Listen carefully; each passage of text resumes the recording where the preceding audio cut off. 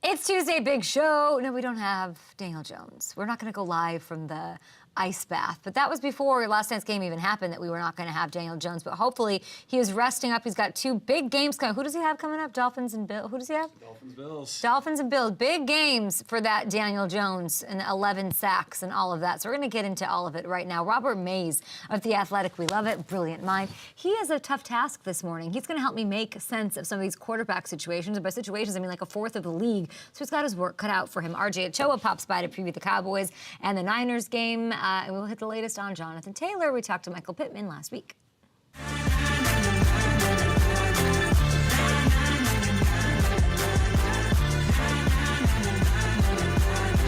No Daniel Jones today, guys. We actually don't have Debo either. I'm going to tell you guys that right off the top, so you're not waiting around for him. We're trying to rebook Debo. He had a bit of a conflict. Listen, that's the thing. Like, these players have all this stuff going on, and they've got personal life stuff going on, and they've got other adversity and things that they have to face. So we, of course, trying to squeeze him in, get it going. Are we going to London? I don't know. Is our show going to London this weekend? I don't quite know. I would love to see that Bills game. I saw Josh Allen, who's having the time of his life after. Nobody's happier after a win than Josh Allen. Like, there's no person who has like a better time with it, and he's doing like that, like. Tuesday, Cheerio. He's doing all the stupid, like, London-y puns and things. Like, I got to get over there and see our friend of the show, Josh Allen. We're going to see if we can work that out. But I guess we should talk about last night. It wasn't the cleanest night of football, really on either side, but the Seahawks defense was so good. They racked up 11 sacks. They fueled the team to a 24-3 win. The offense wasn't super clicking for our friends in Seattle last night. Geno left the game for a hot minute with a knee injury as well, and then he came back in the second half. But we know how much firepower they have. I'm not like super concerned with it. What they didn't have last year was the defense, guys. They ranked 26th in 2022, and in my opinion, that's what cost them the playoffs, okay? That's what cost them some love into the postseason last year. So what a statement. Could you make a bigger statement in Mara's backyard? No, you couldn't. They showed what the unit could do. It was really the two big offseason additions that shine the brightest. Bobby Wagner, back in action. Love him, could not love him more. 17 tackles, 2 sacks, one of my favorite players. And then the player I became obsessed with as we went to Kansas City and in front of those fountains in the draft stage and Roger Goodell and all that, we talked to Devin Witherspoon, and I just knew wherever you go, you're going to be a stud. And then he goes to Seattle, and he ends up having one of the most impactful all-around games I have seen from a corner. He was making, this is a quarterback. Like, Harrison Smith, hold my beer. Like, he was making, like, as far as playing out of your position and doing everything. Big time hits in the run game. He had 7 tackles. He was just barking all night long. I loved it. He was getting after the quarterback. He had 2 sacks. What business do you have having 2 sacks? 3 quarterback hits. And then he delivers this right here. This just broke the backs of every Giants fan ever. Paul Verzi joining us tomorrow. Don't even show up, Paul. Paul, don't even show up to talk about this 97-yard pick six when the Giants were looking to make this a 1-scorer in the third quarter. This was the stuff of legends last night. You got Richard Sherman tweeting about you and your performance. You love it. And Devin was an absolute force between and after the whistles. And it had me thinking back to that morning in KC and the chat we had, and me and Marissa are trying to find our Uber driver who had like 90,000 donuts for us, and we're sitting there worrying about that. And then we have Rich Paul in the building, and there's all this going on. And then lo and behold, in walks in Devin Witherspoon, and I just love him.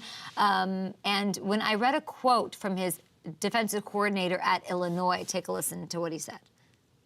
You were as confident as Deion Sanders was and talk as much trash as he did. Now, you do hit. That's something Deion didn't do very much. But what do you make of the trash talk on the NFL level? Is that going to continue? Oh, yeah. That's just who I am for real. But I don't want to get too many time calls. So I don't want to do nothing to make the refs mad about that. But, yeah, that's just who I am. I just love to express the way I feel and express my passion and emotions for the game. So. What are you saying out there? Are you talking reckless? I can't really say that on TV. I can't say that on camera. He was so nice. I don't think you guys understand. He was like the nicest, sweetest young man. And then it's hard to picture. How do you go from that to what you were last night on the field? An absolute Destructicon, okay? We saw it in full display and a star. This is one of those fun guys. It's like I had one of these moments last year just because I was in the building when Christian Watson finally broke out, you know, and he did it against the Patriots. It was like week 4, week 3, week 4, and you just thought, oh, there he goes, and then the confidence started. And it's a snowball effect, and I was like, I'm going to grab everything that comes. This was the same kind of thing. And even more because it was bright lights. It was Monday Night Football. A star was born, and it was great to see. The Seahawks guys, they have their bye week now, and they are 3-1, sitting pretty and pretty good in the NFC, even though I know they got those Niners to contend with. Now, on the Giants side, okay, let me just get comfortable here. I don't know what to say. Do I support Daniel Jones? Yes. Do I want the Giants to be good? Yes.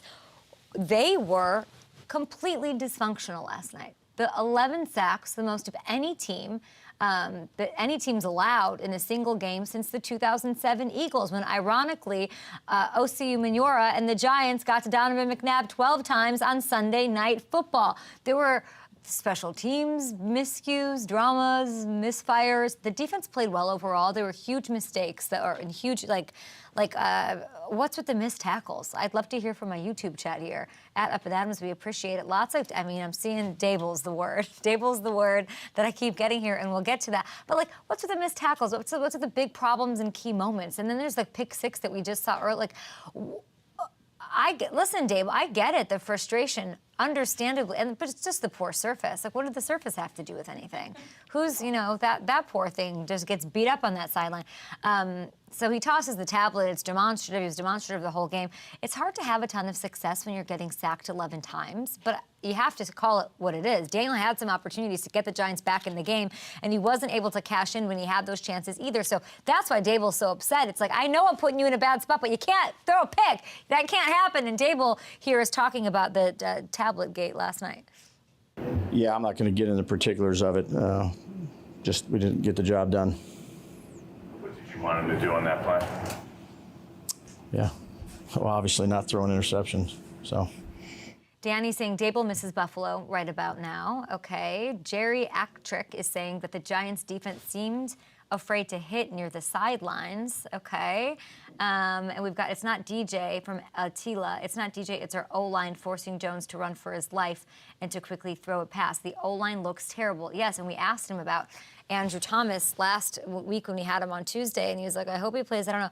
And is he Superman? Is he Joe Burrow? Is he going to come save the day and lift the entire spirit of the offense and defense? What's with the defense? What's up?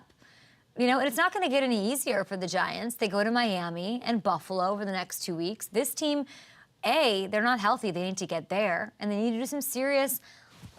I don't know. I trust Dable. Gronk will be on tomorrow. I'm sure. I can't wait to talk to him about this.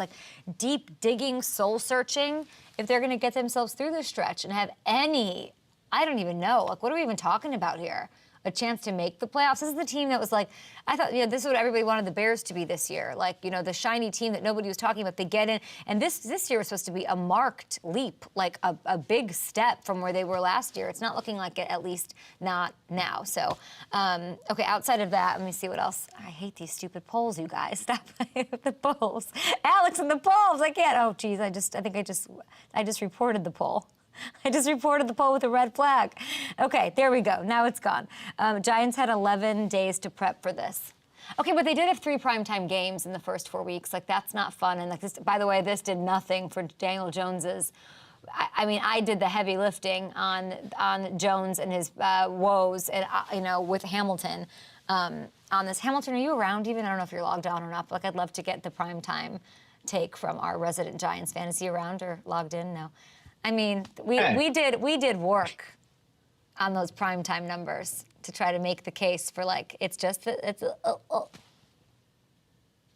Yeah, and it was, the crux of it was let's give him a chance to see what he can do in a functional environment, right? Because we saw, the dysfunction of the Joe Judge era and Gettleman, and they didn't have the talent around him, and now they finally put some talent around him. Dable's in charge, seems to be the adult in the room. Let's just give him a chance to show what he can do now that he has some more player pieces around him, a more functional environment. And as you mentioned off the top, it looked completely dysfunctional. I was waiting for the Scooby-Doo unmasking of Dable, to reveal Joe Judge still as the head coach. It was that bad last night.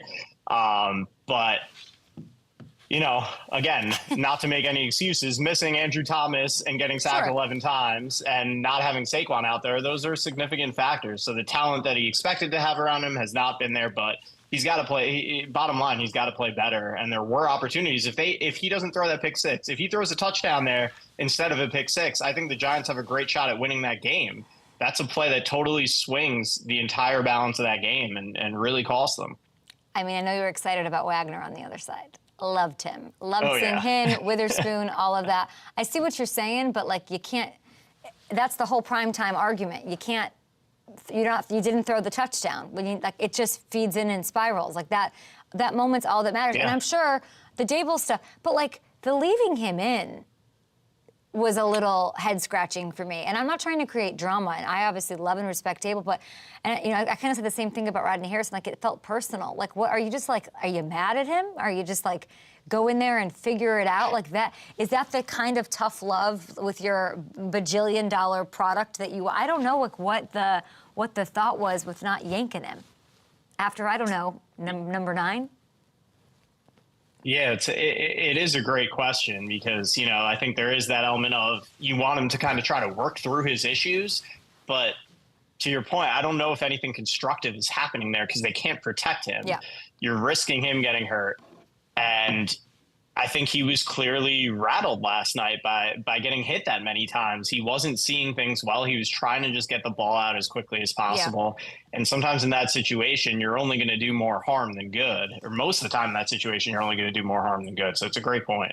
All right. Scram. We'll talk to you later. Hammer, we appreciate you. We got Robert Mays on the show from The Athletic. We'll talk more about this game, of course, with him. We have RJ Ochoa, who was tweeting up, Mr. Cowboys 11. What was going on with Dable and these Giants? They got a big one against the Niners, so we'll get into all of that. We do not have a Daniel Jones Tuesday for you. We don't have a Debo Tuesday for you, but I love you guys for sticking around. We get your waiver wire grabs. We're going to dig into little Jonathan Taylor. I do want to take a little moment to talk about what's going on with the Bengals this morning. I didn't get to talk about it yesterday on the show because we had a lot of games to get to, and then I was with Taylor Lewan, so I sort of got some of my points in there. Is something talking to me? Do you hear that? Low battery, yeah. Something is saying low battery. What else could happen today? Do you hear it? Yeah, I do, yeah. Hold on, let's all be quiet. I don't hear it now. Strange. Okay, so I didn't really get to dig in. What is it? It's Spooktober. Are you guys joking? Is this like a Taylor Lewan prank? No. Okay. This is just the Tuesday of all Tuesdays. Okay, the Tuesday of all Tuesdays. Okay, well, Taylor, go ahead. Marissa, watch this. Marissa's on a mission here in our studio. Is it because they were doing that, whatever the cable off they were hanging out with? Yeah. What is they're that? over here. What is it? I don't know. I won't be able to do the show because if it keeps barking, that's the problem. Hold on. I want to get to my. Let's track Marissa. Yeah, it's right here. It's just the actual camera? I don't know. All right, well, that's okay. Let's try to figure it out. All right, let's talk about the Bengals thing, right? Because, Joe Burrow and Zach Taylor, the Bengals offense, there's a lot to talk about here. If you missed it, let's just hit you up while we're figuring this out. A little snippet of what Taylor and I were discussing and just like having a natural conversation about yesterday on the show. And I see another poll. It's the play calling. If there's going to be an issue, because if you watch the Titans game, they ran the ball effectively. And they could have done that the entire game if they wanted to. Obviously, Vrabel's going to make adjustments here and there, but I mean, they're playing a bunch of guys off the whole time. They're playing deep. They're not threatened by the run. Okay. And Joe Mixon was balling out there. Literally, the offensive line was winning the line of scrimmage early in that game, which is very unlike the Tennessee Titans. And you could have just kept riding that. Woof. And we did actually hear from Zach Taylor yesterday, and he directly addressed the play calling and what's going on with Burrow. And here's what Zach Taylor said. Yeah, it is what it is, and I think every week's going to continue to improve that way. Again, we've just got to be better on the things that we can control. Yeah, we got to just continue to game plan for it. And again, I don't want to give all the answers in this room, because then Arizona will just do it. But again, that's on us. That's on me, really, as a play caller, to find ways to get this team in the end zone earlier in the game, so that we can play better complementary football as a team. Okay, so first takeaway, it doesn't sound like there's any consideration to not have Joe on the field. So it seems like he's playing unless something else happens to sort of aggravate it or make it worse, which moves us to what Zach said about needing to do a better job of scheming around the injury, which makes me think about what Taylor Lewan said about the run game. So I dove into the numbers to see if there's something there. And look at this. The Bengals are running the second fewest of any team in the league right now, okay? with Joe Mixon, mind you, okay? And he's been in the top half of feature backs in yards per carry. Make the math is not mathing. Boy math, girl math, no math. Since he averages almost as many yards per play when he's touching it versus what they're doing in the pass game right now. And you see what the result has been. Now, I'm not saying there's an easy fix here. I'm not. Like, he's got his own thing, and, like, he doesn't want Arizona to, like, key into what they're doing. I don't know what that part was. But this is a brutal spot for Zach Taylor. I don't envy him at all. I have a lot of respect for Zach Taylor. But at some point, when, you know, the approach you're working isn't working, is the approach you're using, rather, isn't working, and you have all these other stars around Joe, it's time to figure it out. It's time to dig deep. It's time to find another way, and that starts in Arizona. I also want to take a little moment here to address one of the games that we weren't able to get to yesterday, and it was this thriller in Indy, and I was sad. I felt like I left this on the table after the show yesterday. They take down the Colts. The Rams do 29-23 in overtime. Anthony Richardson, guys, we just have to talk about it. He was super human down the stretch. He rallies the Colts. They were down, 23-0. He forces overtime. Ultimately, it was this season's hottest connection that won out in the end, though. It is Matthew Stafford and Puka Nacua linking up with this dramatic, like, Taylor Swift and Travis Kelce, who? You're not the hottest couple. This is it. They win 29-23. What a way to score your first career touchdown, Puka. Unbelievable. He had another 9 grabs, 163 yards in this one. They put together one of the greatest stretches we've ever seen from a receiver, let alone a rookie. Are we joking? 39 catches through 4 weeks. They're tied for 5th most in NFL history. He's also top 20 all-time in yards, 6th in targets. I feel like people are kind of waiting for the other shoe to drop here. I'm loving it. There's no negative swing thoughts in my head about this one. And I think there's a lot of fun with, like, Cooper Kupp's coming back, and they're, like, looking at each other like, who are you? Who are you? I'm Cooper Kupp. I'm Puka. Like, I don't think it's a fluke. I don't think it's going to be one or the other. Puka's going to keep showing up, and he's been so impressive. We also should mention the veteran quarterback, Matthew Stafford. I don't know, like when you're the toughest guy imaginable, do you have to, like, level up and be the toughest guy ever to exist? Like, Mount Rushmore wasn't enough for you? Like, he fought through a hip injury down the stretch. He says he couldn't feel his hip muscles out there, that his hip muscles are shutting down on him. What does that even mean? I don't know. Hopefully it's not a long-term thing, because the Rams... everyone say, like, the Bears are the wildest story, or this is the Rams being competitive with this roster is the craziest story in the NFC, and it's not disparaging, and I'm not talking down on them. Like, objectively, you win all in, you got your Super Bowl, and it was like, okay, well, like, say la vie, we're gonna, like, ride on whatever. The roster just didn't look good even on paper, and here we are, somehow in the playoff race. If Matthew Stafford can stay out there, hey, like, being stripped, like, I don't even know, like, duct taped together. His hip flexors he couldn't feel or move or whatever. And if you look at it, I mean, now's the time to strike if you like to have fun over at FanDuel Sportsbook. They're currently getting plus 220 odds over there to nab a spot in the postseason. Like, okay, Cooper's back. Cooper, you think they're going to be worse? You think they're going to fall off a cliff? No, siree. All right, we've got Robert Mays on the show. Does he think I'm crazy? Does he think there's a crazier story in the NFL than the Rams being competitive with that roster? I don't know. We'll check in with him, our guy from The Athletic. We've got RJ Ochoa on the show. Let's dig in.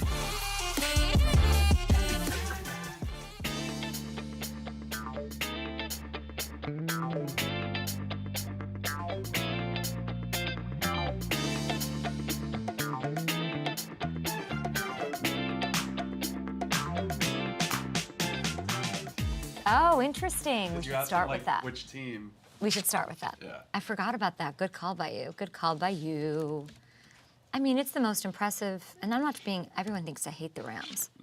But objectively, if you looked at that roster, and then the second the Cooper Kupp thing happened, it was like, all right, last rites, get in here. Yeah, and then we heard that there was bad vibes in the locker room, like during preseason, which the vibes are supposed to be at an all-time high. Or the acres, the whole thing. Like, I'm like, what are the vibes here? Like, or like, it didn't matter. Like, the fascinating thing was, like, would you even care?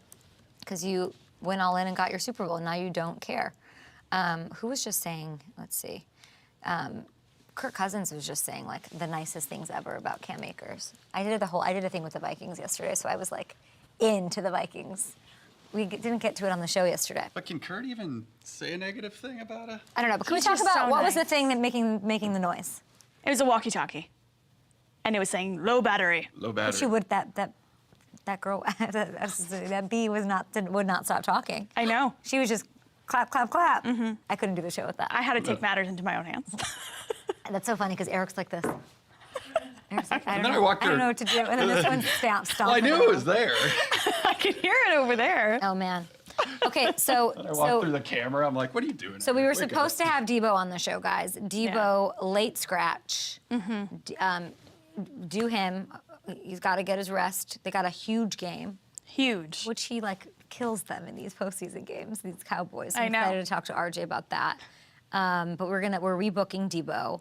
Daniel Jones ahead of so it has nothing to do with the 11 sacks, though. Like, I would have felt bad having him on. What would we talk about? I know. You should have seen Eric and I's text chain last night when this game's going on. I text you, is this Maybe real life? Maybe we'll talk to, yeah. Maybe we'll talk to Maze about this too. Like what, like when a player has that kind of how do you talk to them? How do you approach it? Yeah. Is it just We Because you did got to this- talk about the storylines. Yeah, but then you're just gonna get Jamar chased. And we did this with open. Dallas. Open. And we're like, it's the O-line. And then Yeah. San Francisco. No. Now, what do we say? Okay, so we got. Let's see. Spin it positive. I know. I think we tried to get Ocho. Have we tried to get Ocho on the show? On the show, O? I believe we have before. What was the ish?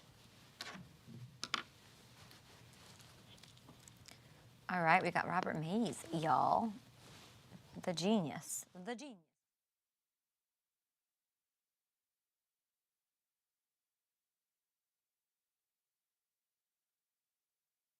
At the crib. That's how you protect the house. 3 points, baby. On to week 5. Yeah! Let's go Bucks, baby. Bow, bow. Bills win. Josh Allen hooping. Tighten up, baby. So keep this thing rolling. Keep going, baby. First poop in the cool.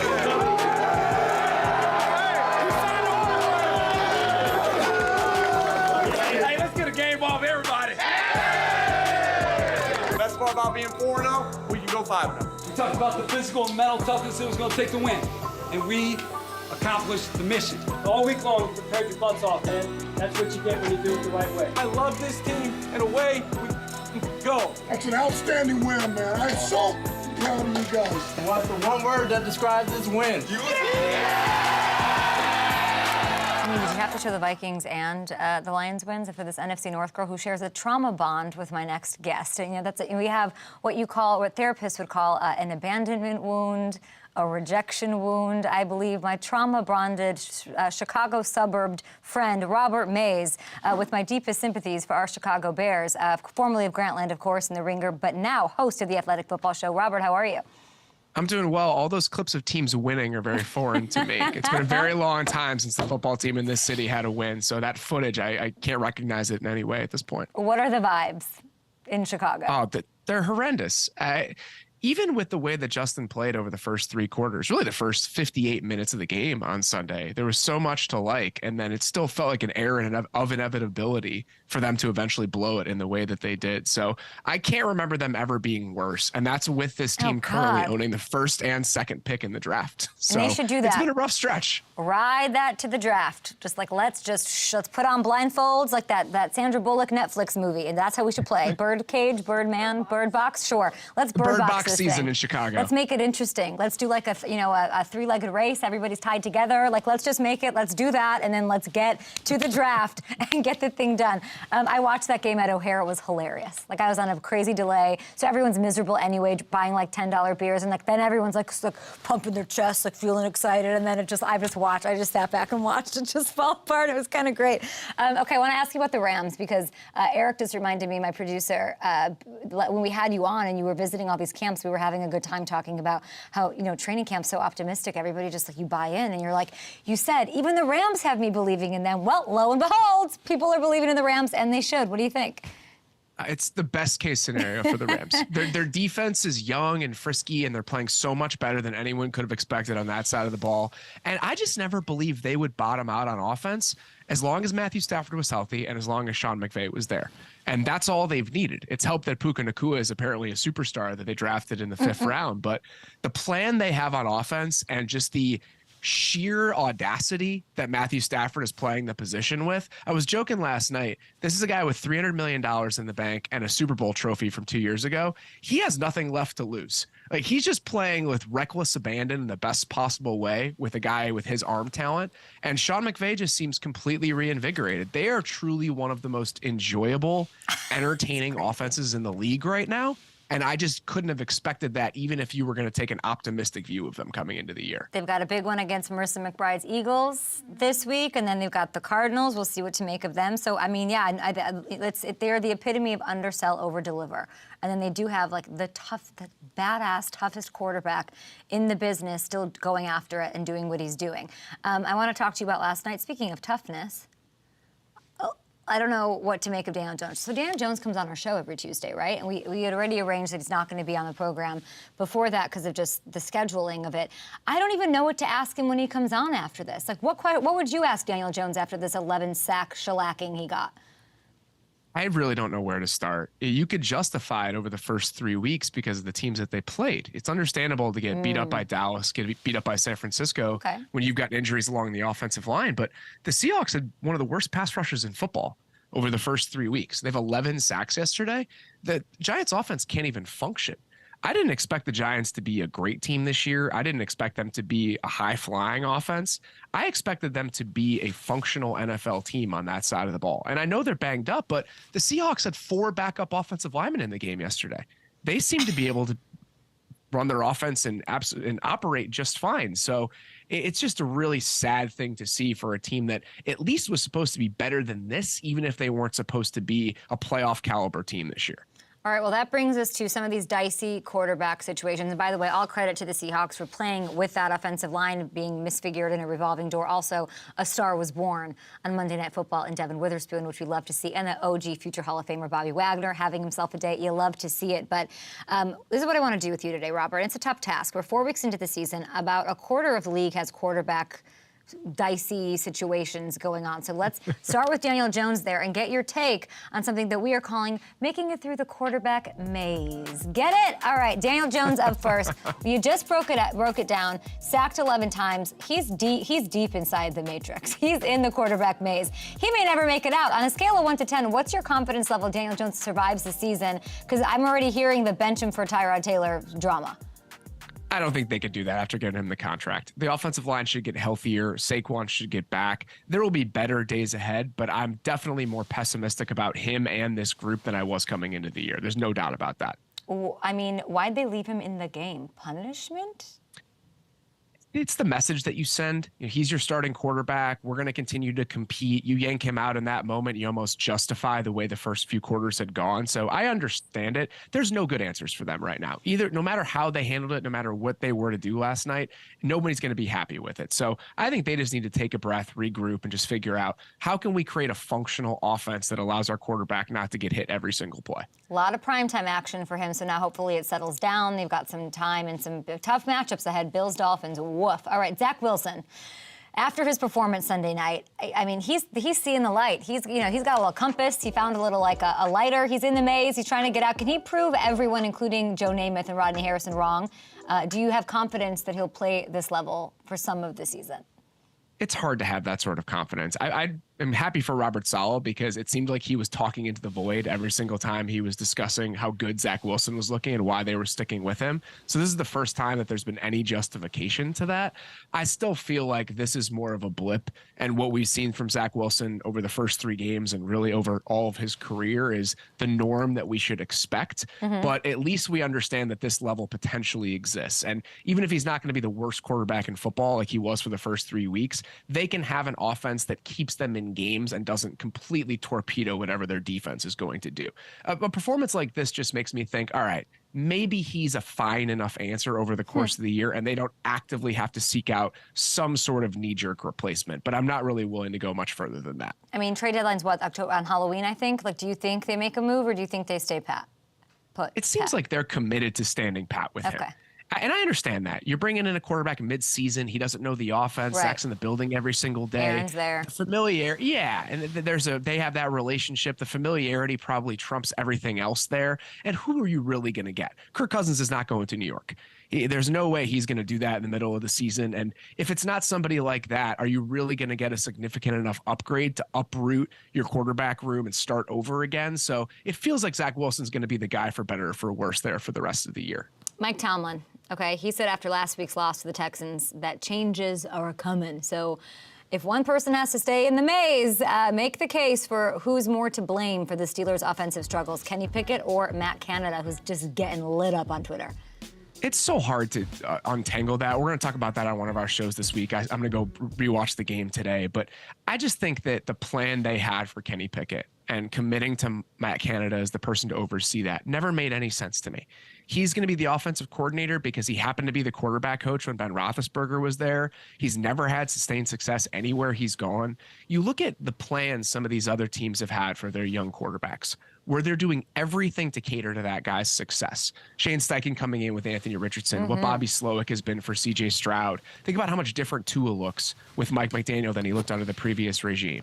And you have the Steelers hand-waving their offensive coaching staff, even though they drafted a guy in the first round. You just can't do that in today's day and age. You have to be so much more intentional with the plan that you create for these guys and giving them every single chance to succeed. And now we're going to be halfway through Kenny Pickett's rookie deal without any sort of optimism, without any sort of hope. Even if they move on from Canada at the end of the year, now you're starting over in year 3. Probably not going to have early returns on that. Then we're into year 4 before he settled into the new offense. I just think that they've mishandled this pretty distinctly over the course of the last 2 years. Speaking of things that are mishandled, let's talk about Justin Fields. We talked about the vibes in Chicago.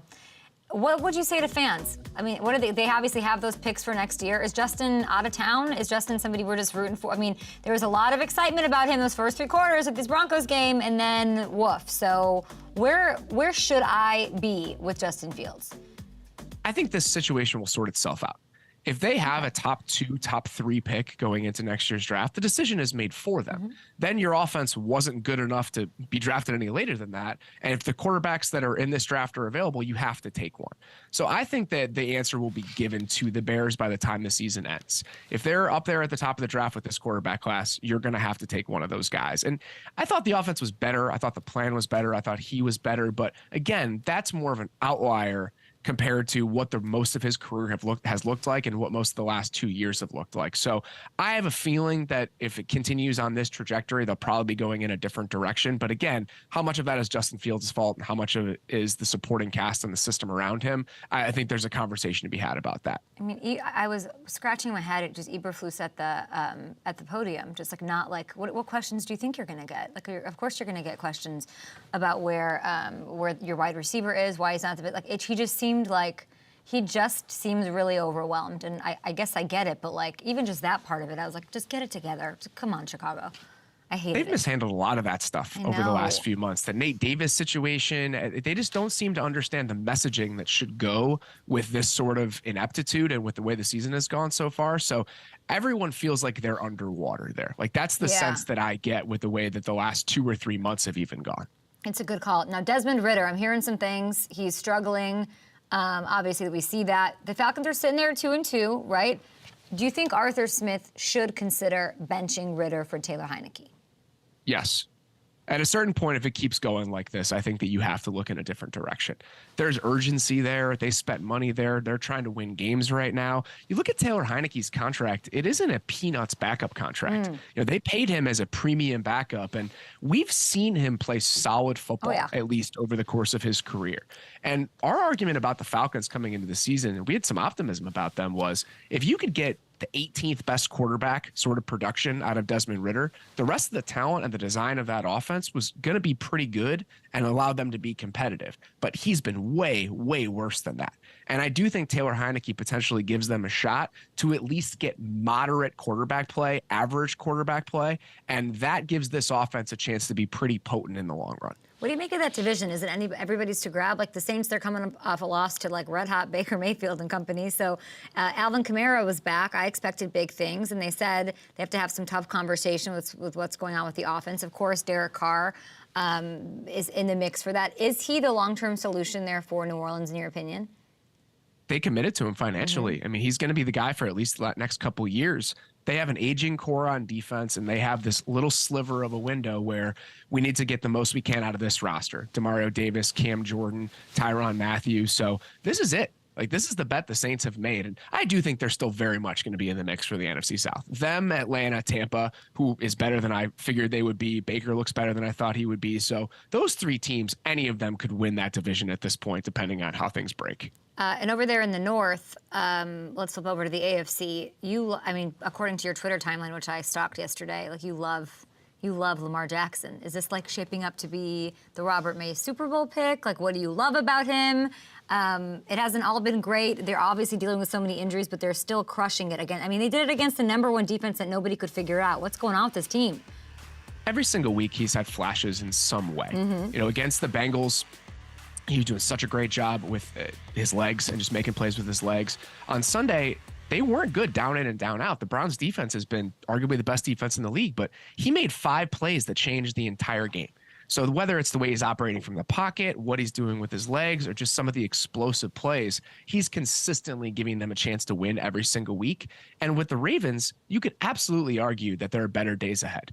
They're banged up. The offense is new. So I think them being 3-1 and easily could be 4-0 while not being a complete team and while still figuring things out, especially on the offensive side of the ball. I think they're going to be a really, really dangerous team as we get down the stretch.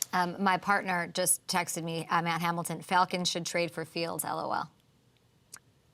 That would truly shock me. I do not think that they are interested in Justin Fields based on things I've heard talked about with them in the past. Okay, it's good to know. I mean, the future of Fields is as into the great wide open, as Tom Petty would say. What's the most surprising storyline for you this year? I mean, I'm going to say Bengals struggling like they are, even with Joe Burrow banged up. What's the most surprising thing you've seen outside of that, I guess, in the Rams?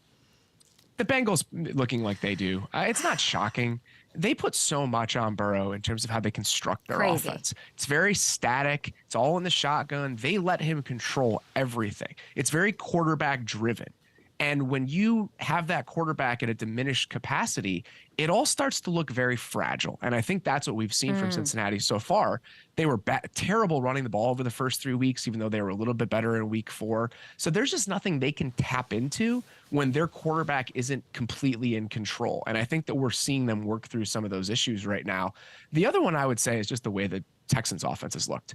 They've got mostly a backup offensive line in there right now.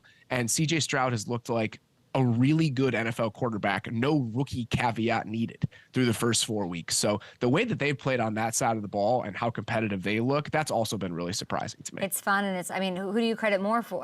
Is it a Ryan's thing? Because I just love listening to him. Like, I find myself just trying to find what D'Amico's saying in there, but CJ Stroud has looked incredible, and I like it when he talks too. He's a guy who you can tell, kind of like Anthony Richardson, which I've heard, like, shows up, I want to be a leader, show me.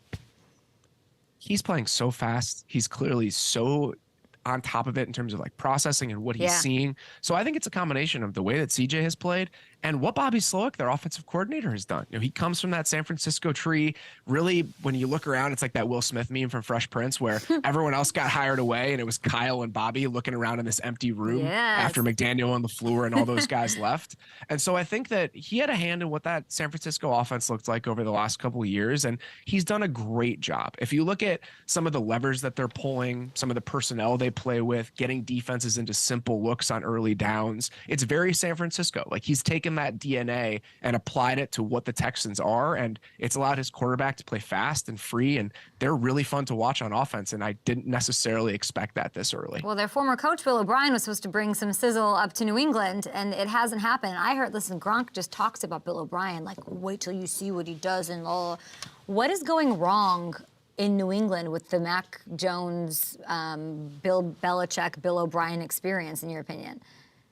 They played a very public game against a very good defense on Sunday. Their offense in the shroud of noon kickoffs has actually been okay this year in quieter moments, but they played against a really Dallas defense that was clearly not happy after the way the Cardinals game went.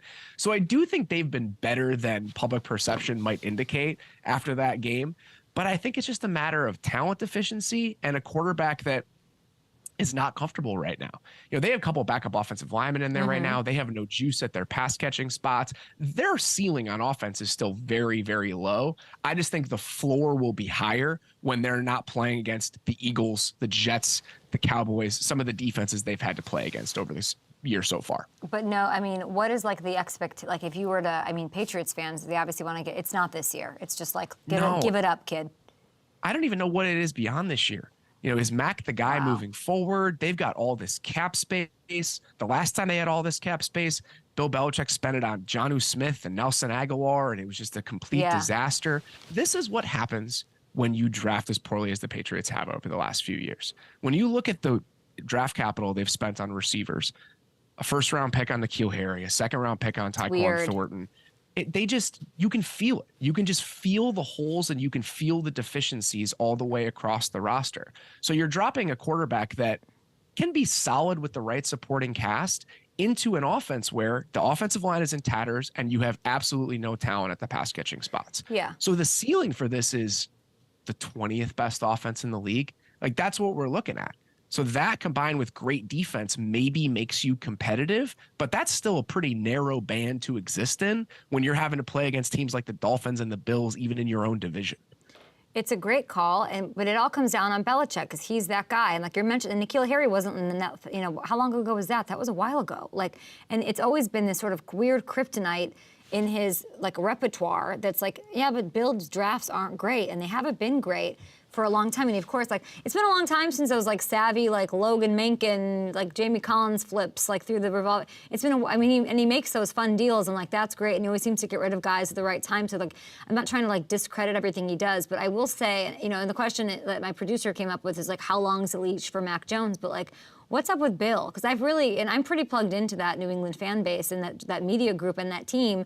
I've never quite heard this as much as I'm hearing it right now about Bill. Of course, not getting fired, but some sort of how long is this going to go on before we try to reinvigorate this from the ground up? It's totally a reasonable question. And it's just such a unique situation, and it's so sticky because he's the greatest coach of all time. He's within striking distance of the all-time wins record. Yeah. Are they really going to... They'll never fire him, but are they going to nudge him into a front office position maybe sooner than he wants to go there? I don't know. Because at this point, it's about what you're trying to accomplish. This is not a championship caliber team. They're very far away from it. So do you want to hit a reset button? Does that reset button involve a new coach? Does it involve a new leadership?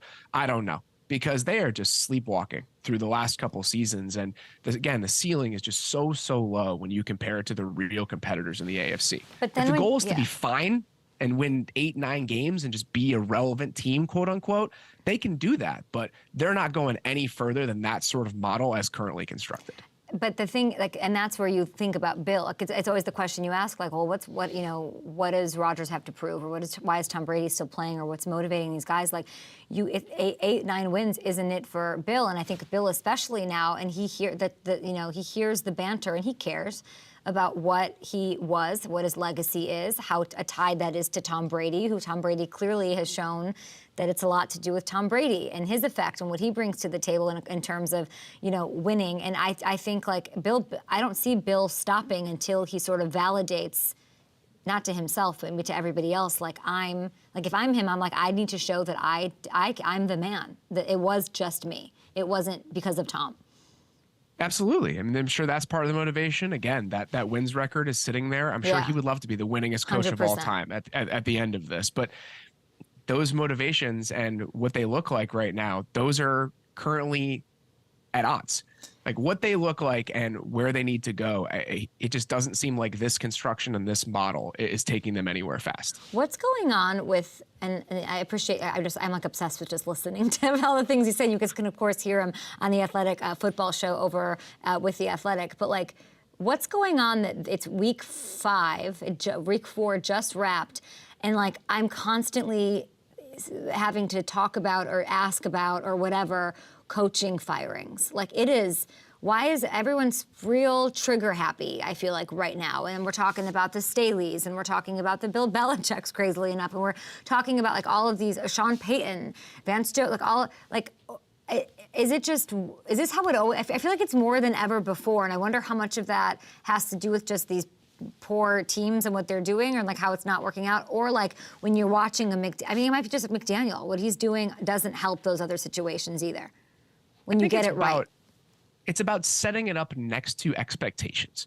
The Chargers came into the year and there's no ambiguity. They needed to win. They 100%. Probably need to be a playoff team. And for them to look like they have, and it's about how it looks, right? Brandon Staley is a defensive-minded head coach. That is supposed to be his expertise. That's supposed to be completely buttoned up. The offense has looked great for the first 4 weeks. The defense looks like one of the worst units in football for serious stretches of the first 3 weeks. They spent more on the defense over the last couple of years than any team in the league. No team in football is spending a higher percentage of their salary cap on defense than the Los Angeles Chargers. Wow. So you can't be the worst defense in football with a defensive-minded head coach when you're allocating your resources that way. So at a certain point, it becomes the Office Space thing. It's like, what would you say you do here if you're going to be a defensive-minded head coach and the defense is bad? So I think that's part of it. In Denver, this was supposed to be an adult coaching staff. That was what it was supposed to be. 100%. It was supposed to be a serious franchise after going out and spending what you did on Sean Payton. And for them to look so unserious on defense, I totally understand why Broncos fans are kind of looking around being like, this is not what we were supposed to be. We were not supposed to be a punchline at the very least. Even if it wasn't going to be all systems go immediately, we weren't supposed to be this absolute doormat on defense, especially with the talent that we have. And then I think you look at those are the two that I would say. And then the Bears also, I mean, like, it's just about ineptitude. 100%. They were supposed to be better this year. You have expectations where, hey, we're supposed to be a competent team at the very least this season, and they've looked like one of the worst teams in the league. So I think it's about contrasting what you were supposed to be with what the early season returns have been for some of these franchises. I love the Office Space reference. Red Stapler, Case of the Mondays, tchotchkes, all of it. You're the best. We appreciate you so much. Robert Mays, you can check him out on the Athletic Football Show. I hope you don't have to do a ton today because you just did some heavy lifting here on the show. We appreciate the knowledge, the thoughts, and we're looking, of course, ahead to what should be an epic Week 5. We got Giants and we got Cowboys, Niners. Can't wait to talk to Debo. We'll talk to Daniel Jones later this week, but we'll get into the boys' side of this. I mean, forced turnovers and limited mistakes by Dak. Dak's got, what, 1 pick this year? Let's go. RJ Ochoa.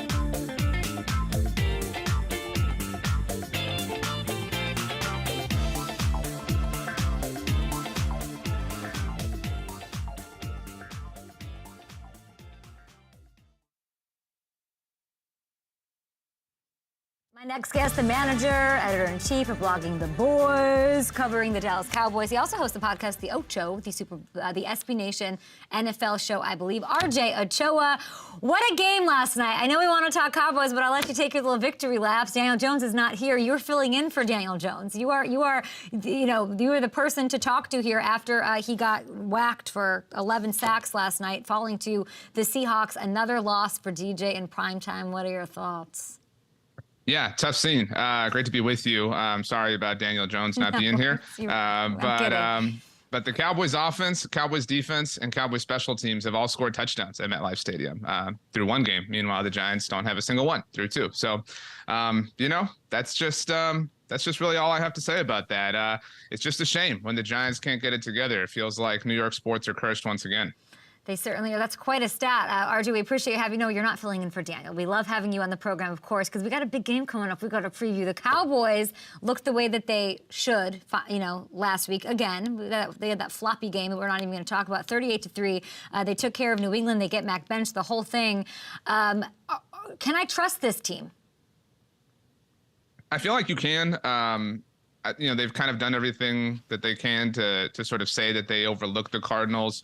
And I find it really interesting that so far through the week, they've done everything to elevate this game. They've said, yeah, this is not a normal regular season game for us. This is a little bit different. Obviously, the Niners bounced the Cowboys out of the playoffs, not just last year, but the year before.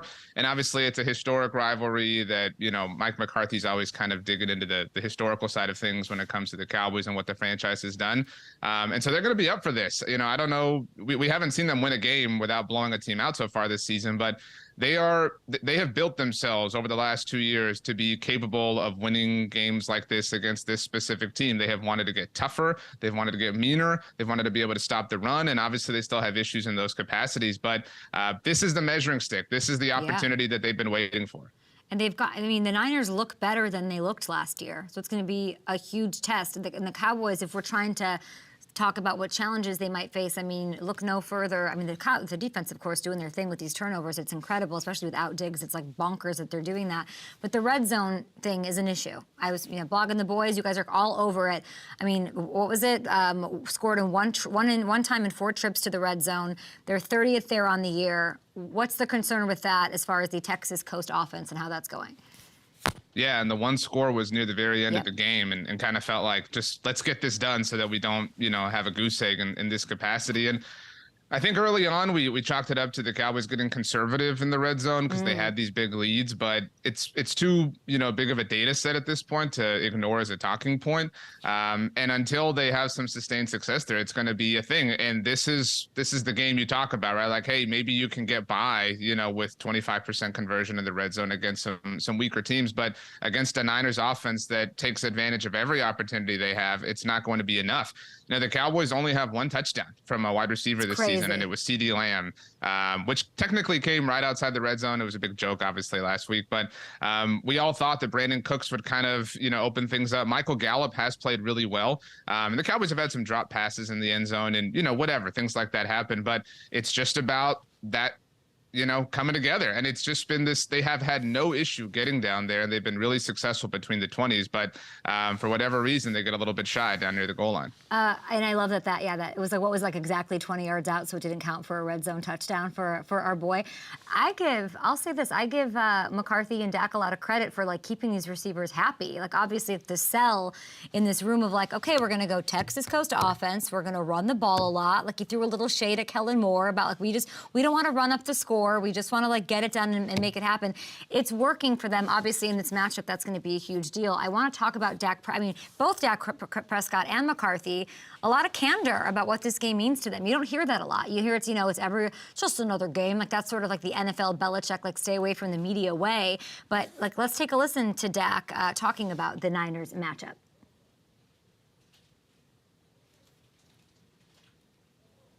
We're so far past that, to be honest with you, but that's obvious. You just want to piss me off going into this week, and I appreciate that. I do, actually. I do. Yeah, appreciate that. Appreciate that. Lost drive, you guys. Every day. Every day. Every day, Ty, every day. Dak. You track his every word. I've talked to him a few times.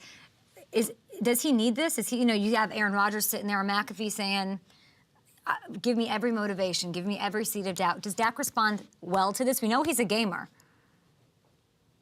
Yeah, and that's been his thing. I mean, since he was a rookie, obviously, as the fourth string quarterback, and I mean, I would not doubt him. I know that people think what they do about Dak Prescott, but when he is pissed off, I would challenge you to go look right before the season opener against the Giants. He did an interview with Melissa Stark. I mean, like 5 minutes before kickoff, and I mean, he just had this kind of like laser locked, focus sort of perspective on his face. Probably a little bit upset that he had to do an interview right before kickoff, but he speaks for the team, I think, in that sense when it comes to this game, because they have dealt with so many questions about, are they too soft? Are they getting pushed around? Is Mike McCarthy not the right guy? Dak obviously being asked about the interceptions the entire offseason. And so they're kind of sick of it. And that's, Ceedee, who you know well, said entering week 3, when they were 2-0, he was like, look, this is really great, but we don't know anything about ourselves yet. We're looking forward to week 5. And I thought that was really interesting to your point about, all the candor about this. That it was like, dude, you have 2 more games to get through before you get to San Francisco, but they really want this opportunity. And so if they fail, obviously everyone's going to come for them, but they really, really want to measure themselves up against, they don't, all due respect to the Eagles, they don't view them as a threat. They view the 49ers as the team that they have to get over. RJ Ochoa bringing it, guys. Blogging the boys. Check it out. Give me a quick. We have to get back, or take a break. But give me the 1-sentence answer. These Cowboys take down the Niners finally in the regular season bout here. If what? They limit San Francisco's ability to run the ball. Well said. Tougher task. I mean, Debo is banged up. We were supposed to have him on the show. He's doing his thing. Well, Christian McCaffrey off 4 touchdowns. Limit the run. Get it done. Micah Parsons all over it. Without Diggs, y'all are forcing turnovers. Epic game. This is my favorite game. This is the Sunday night treatment. We love it. RJ Ochoa, we appreciate you guys. Check out everything he does over at SB Nation. You're awesome. Thank you, RJ. Thanks, Kay. Have a good one. Thank you. Getting us set for the game, the biggest game of the week, of course. Now, after this, I think are we getting back on the air in a couple seconds? Back on FanDuel TV.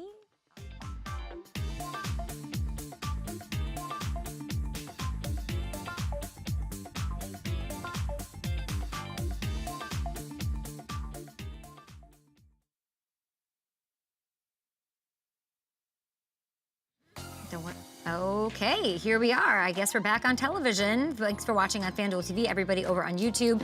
Here's some waiver wire picks heading towards week 5. We got CJ Stroud. I mean, he's crushing it, as you heard from Robert Mays. We've got Jaleel McLaughlin. We've got Jameson Williams, Marvin Mims, all available.